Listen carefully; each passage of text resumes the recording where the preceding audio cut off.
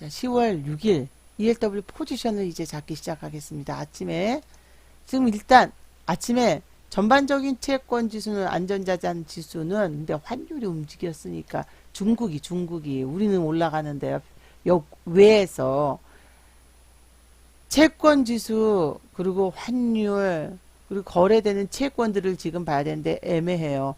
채권 지수는 마이너스 4에서 마이너스 지금 3으로 줄어갔어요. 다음에 얼마 줄어가는지 봐야 되는데 여기에서 장외 거래에서 통환채가 자 지금 2018년도 9월 이런 3년물 채권은 마이너스가 나던 말던이에요. 워낙 금리가 높았을 때였으니까. 근데 여기에서 채권들이 조금씩 거래가 되는데 약간 통환채가 약간 플러스예요. 아시겠지만 오늘도 이게 중요해요. 오늘 통환채 그죠? 입찰이 있는 날이에요. 입찰이 있을 때마다 금리를 올렸습니다. 금리를 올리니까 채권이 원래 금리를 올라가면요. 채권 폭락의 지수 하락이 와야지 돼요. 근데 우리는 남아있는 채권이 많잖아요. 작년부터 거꾸로 가는 금리였기 때문에 자 거꾸로 이탈리아는 이제 아르헨티나 보세요. 채권이 하락을 하면 지수가 하락을 해요. 금리가 오르면 우리도 작년까지는 그랬다. 작년 5월부터 고용이 안 좋고 지정학적인 리스크가 해소가 되니까 안전자산이라는 우리한테는 우리의 건실한 국가 채권이 국채로 들어가는 영향이 있는데 이제 국채가 많은 상태에서 금리가 다시 저점을 1.1을 찍고 무슨 금리가 자, 이 금리 후폭풍은 여기서 더 빠져도 2.7에서 2.8이었어요. 작년 봄에 2018년도 5월에랑 자 이러다가 빠졌어요. 빠진 거 채권 가격이 올라간 거예요. 이게 2019년도 1월이었어요. 자 그리고 더 빠졌어요. 이렇게 빠지는데 이때 3월부터 시작해서 6월 사이에 연기금이 팔았어요. 레벨이 높다. 그러니까 더 이렇게 빠져서 이게 1.1을 갔습니다. 1.1. 이때가 1.6 정도. 이때가 1.9에서 2. 그러더니 지금 단번에 8월 중순 이후 9월 가까이부터 시작해서 얘가 지금 여기까지 가 있어요. 2달 좀 넘어서 2달 정도에 이렇게 돼 있다는 건 채권 가격이 싸져 있어요. 하지만 남아있는 다시 요렇게 한번 했을 때 들어왔던 외국인부터 이때 샀던 외국인들은 언제라도 팔고 나갈 수 있어요. 자, 수익이니까 쌀 때 사서. 근데 우리는 생각해야 될 게 이렇게 돼 있는데 지금 자 그러면 오늘은 끝장난 건게요. 왜냐면 어제랑은 이 말도 안 되는 쪽에서 뭐라고 얘기하냐면 안전자산을 선호하는 경향이 줄어들어서 긍정적이래요. 그리고 또 하나 여기서 얘기하면서 뭣도 모르는 소리를 했어요. 그게 바로 미국보다 금리가 이제 높아서 역전이 됐던 게 괜찮대요. 그럼 새벽에는 미국이 더 역전해 버렸는데요. 새벽에는 그럼 이제 우리나라 또 큰일 나는 거예요.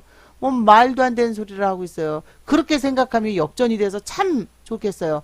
태국이 1.5인데 우리가 1.9까지 갔고 1.8 넘어갔고 태국보다 금리가 높다는 건 우리 채권이 싸다는 거예요. 우리 채권이 문제가 있어서가 아니요. 그동안에 엄청나요. 그리고 모든 신흥국 이건 채권들이 가격이 싸졌어요. 싸지는 상황에서 자 이제 다들 조금씩은 반등을 하지만 특히 우리나라가 이렇게 올라가서 채권이 그렇기 때문인데 지금 채권 시장에서는요. 보고 있는데 오늘 통환채 발행이 있습니다.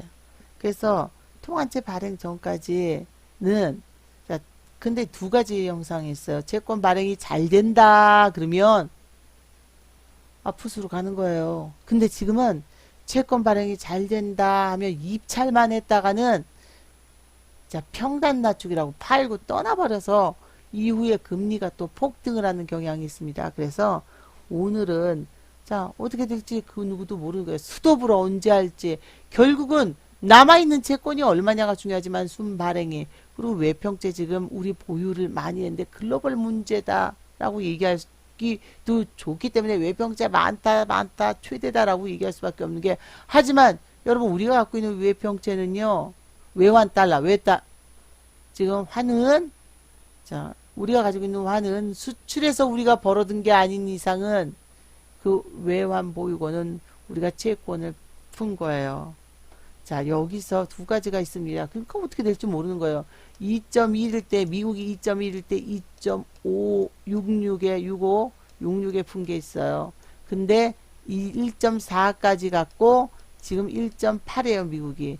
이 얘기는, 자, 요렇게, 요때 30%를 할인해서 줬는데, 요렇게 돼서 금리가 떨어질수록 비싸진 거거든요. 그러면 두 가지입니다. 미국도 우리 미국 외환을 보는 흐름도 똑같아요. 여기서 만약에 더 올라간다. 그리고 지금 지수가 올라간다. 그러면 얘네가 샀던 게 상환이 안 들어갔는데 손절을 할지 아니면 물타기를 위해서 더 사뒀다가 내려갈 때 펍을 쓸지 둘 중에 하나지만 어찌됐건 수익을 위한 쪽은 뭐가 됐든 진행될 수밖에 없기 때문에 외환 보유고는 지금 든든하다라는 얘기는 제가 기사 나온다라고 말씀드렸어요. 기사 나오는 거 아시죠? 우리 외환 보유고 많다 기사 나옵니다. 자, 또 하나 기사 12월 달까지 보세요. 최대한 서민을 위한 안심전환 대출을 추진은 계속 자, 정확하게 한다. 하지만 금리가 올라가면 12월 달에 MBS가 어떻게 될지 몰라요. 그리고 서울시도 풀고 싶어서 푸는 게 아니라 상환에 대한 대응책으로. 자, 여기서 문제는 이제 북한이 발사체를 쏘면 안 됩니다. 우리가 지정학적인 리스크가 해소가 되면서 됐기 때문에. 근데 지금 채권 푸는 거는 사실 당연한 거예요. 그리고 외환보유고도 든든히 해놓는 건 당연한 거예요. 안 그러면 팔고 나왔을 때 돈 없어 해버리면 디폴로인데요. 디폴트 떠버려요. 그렇기 때문에 지금 이건 당연한 상황이지만 적절히 금리를 올렸을 때 몇 번 놓쳐서 지금은. 그리고 왜 연기금이 저렇게 팔아버려 갖고 작년에 12월에 금리를 올린 게 가장 전 치명적이라고 생각해요. 금리를 올리지 말고 바이백도 해주지 말았어야 돼요. 그래서 외국인들한테 당장에 외환보유고가 커지는 것보다 우리의 시장에서 니네들이 이렇게까지는 막대하게 좌우 못한다라는 걸 보여줬어야 되는데 그러지 못하고 금리를 올리면서도 채권을 바이백 사줘버리니까 올 12월은 그럼 안 사주잖아요. 오히려 사주기는 그냥 미리 풀었어요. 걔를 막아야 되니까. 그러다 보니 외국인이 우리 채권을 장악을 해놓은 상태예요.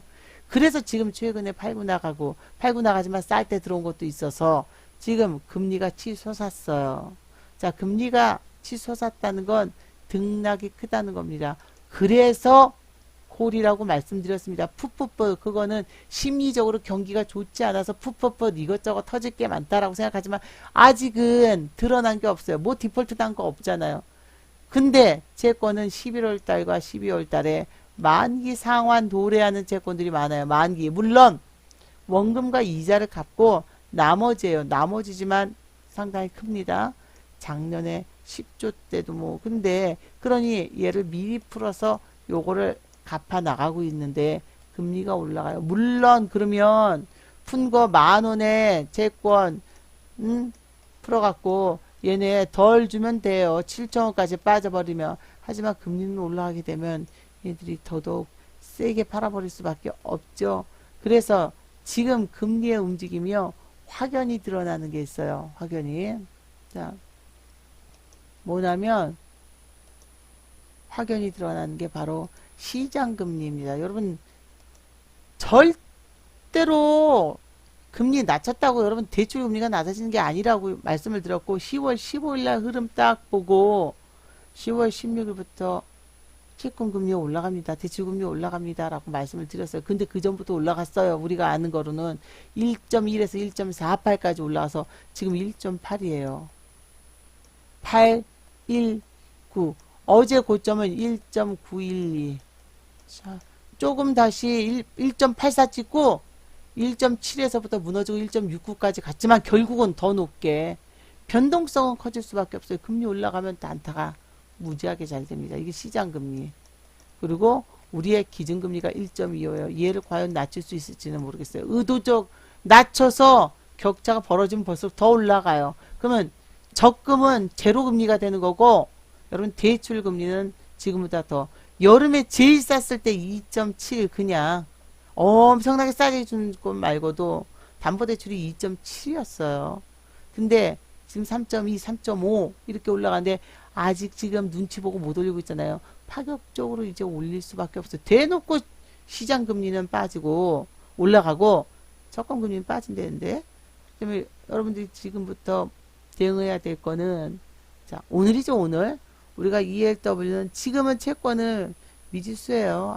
아직까지는, 자, 아직까지는 동시효과에 지금 이렇게 올라가고 있는데 아직 반응을 안 하고 있죠. 근데 지금 상황으로는 콜이에요. 셀지 여부는 채권 흐름과 환율과 들어오는 걸로 봐야 되겠지만 입찰 때마다 금리가 올랐습니다. 그래서 기본 물량을 아침에 시간 프리미엄을 빼면서 시프라고 회원분이 해서 저도 시프가 나오려고 그래서 예쁘잖아요. 시간 프리미엄을 빼고선 그 다음부터는 자, 콜 단타를 세게 들어갈 수밖에 없습니다. 안녕하세요.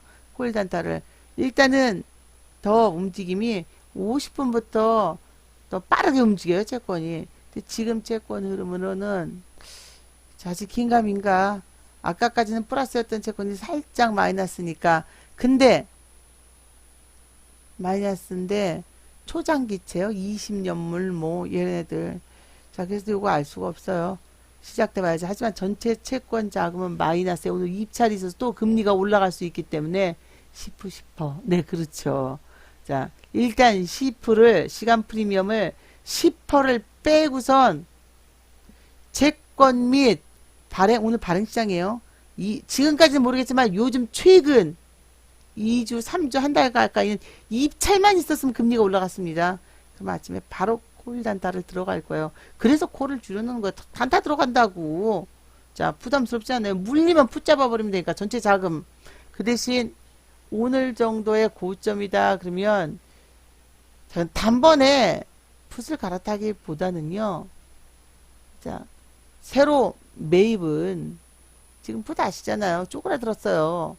그걸 꼭 포기해야 된다는 쪼그라들었다고 그건 아니지만, 자, 높은 풋을 일단은 사드리겠습니다. 자, 오늘 여기까지 하고 마감하겠는데 지금까지 일단은 채권 지수가 마이너스 3에 거래되는 채권이 애매해요. 보여드릴게요.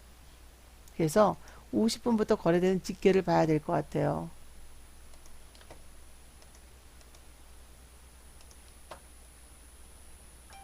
전체 채권 지수는 자 이제 여기까지 마감인데 채권 지수는 마이너스예요. 콜 쪽이 유리한 모습인데 채권 거래된 것 중에